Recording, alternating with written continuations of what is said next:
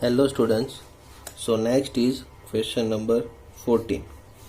One card is drawn from a well shuffled deck of 52 cards. 52 cards में से एक card को draw किया जाता है.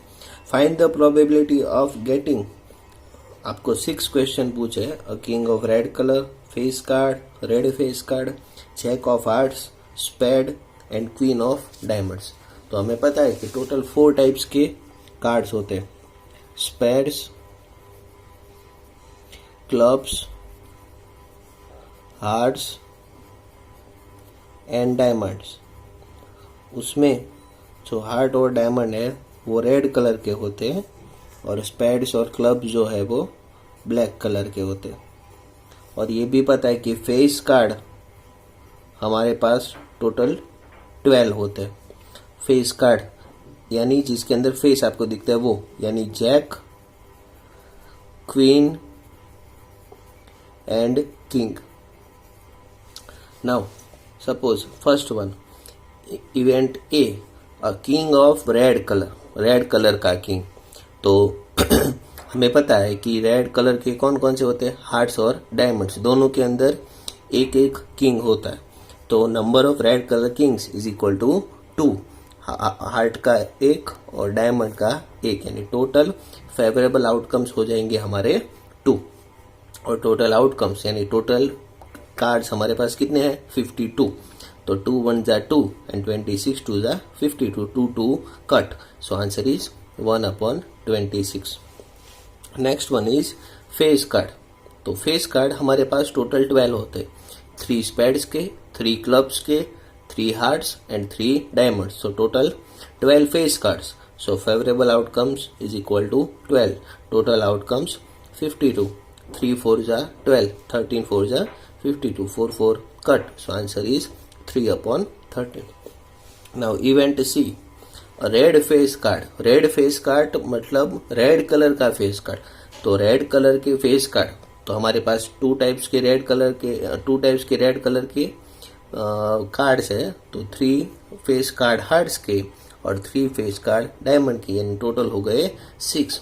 So favourable outcomes 6 and total outcomes 52. 6/52. सो 3 2 जा 6, 26 2 जा 52. 2 2 कट. Answer is 3/26.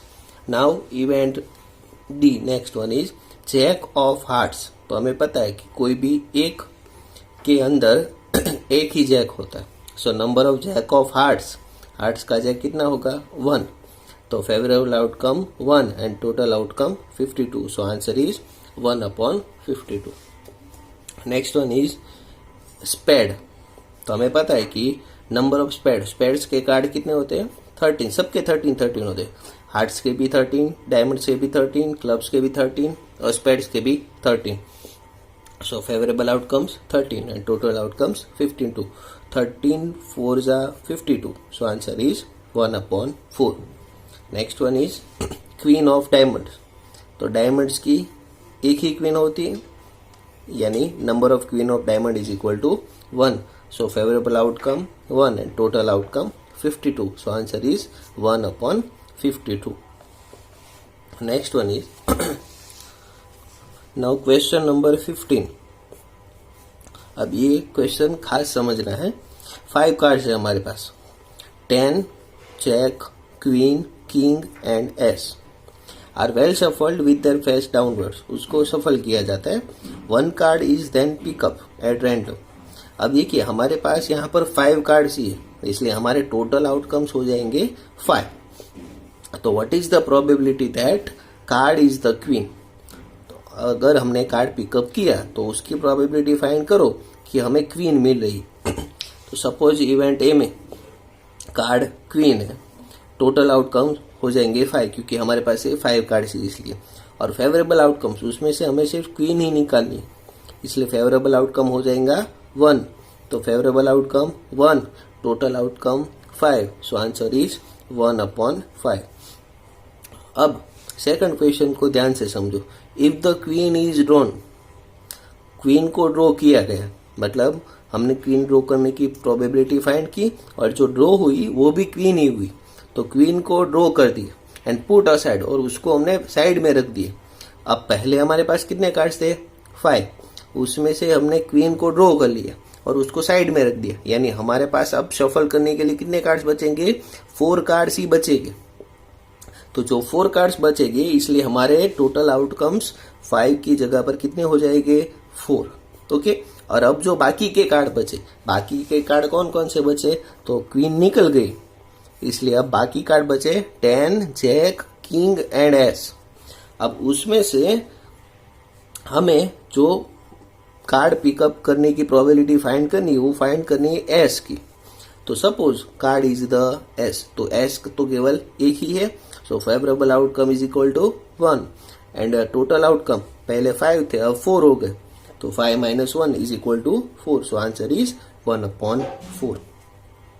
अब देखिए, अब सेकंड क्या पूछा है कि क्वीन ड्रॉ करने की प्रोबेबिलिटी फाइंड करो। अब देखिए, क्वीन को तो ऑलरेडी ड्रॉ कर दिया और साइड में रख दिया। अब क्वीन को एक बार ड्रॉ कर लिया तो वो इवेंट इम्पॉसिबल हो गई कि दूसरी बार क्वीन उसमें से निकल सकती है। क्वीन केवल एक ही थी, तो it is impossible that drawn card is of a queen. So ये इम्पॉसिबल है कि अब उसमें से क्वीन निकलेगी, एक ही थी तो दूसरी नहीं निकल सकती है। So this is an impossible event, so probability of this event is always 0. Now, question number 16. 12 defective pens are accidentally mixed with 132 good ones. हमारे पास 132 अच्छी पेन्स थी, उसके साथ 12 डिफेक्टिव पेन्स मिक्स हो गई, यानी हमारे पास अभी टोटल कितनी पेन है? 144. It is not possible to just look at a pen and tell whether or not it is a defective. सिर्फ देखकर ऐसा हम बता नहीं सकते कि हमारे पास हमने जो पेन सिलेक्ट की है वो डिफेक्टिव है या नहीं। अब हम इस लॉट में से एक पेन को रैंडमली निकाल देते हैं। Determine the probability that the pen taken out is a good one. तो पेन अच्छी है, उसकी हमें प्रोबेबिलिटी फाइंड करनी। तो टोटल पेन हमारे पास कितनी हुई? 144। So total outcomes are 144। अब उसमें से हमें कौन सी डिटरमाइन करनी है कि अच्छी पेन हो उसकी। तो अच्छी पेन के लिए हमारे पास फेवरेबल आउटकम्स कितने हो जाएंगे? 132, क्योंकि 132 अच्छी पेन है। So favourable outcomes 132 and total outcomes 144। Now आपको पता है कि 12 का स्क्वायर 144, तो 12 × 12, यहाँ पर 12 × 11, 12 cut, so answer is 11/12। Now next is question number 17. A lot of 20 bulbs contained 4 defective ones. एक 20 bulbs का लॉट है, उसके अंदर 4 डिफेक्टिव बल्ब्स है। तो 4 डिफेक्टिव बल्ब्स है, दैट मीन्स कितने बल्ब नॉन डिफेक्टिव है? तो 20 - 4, दैट मीन्स 60.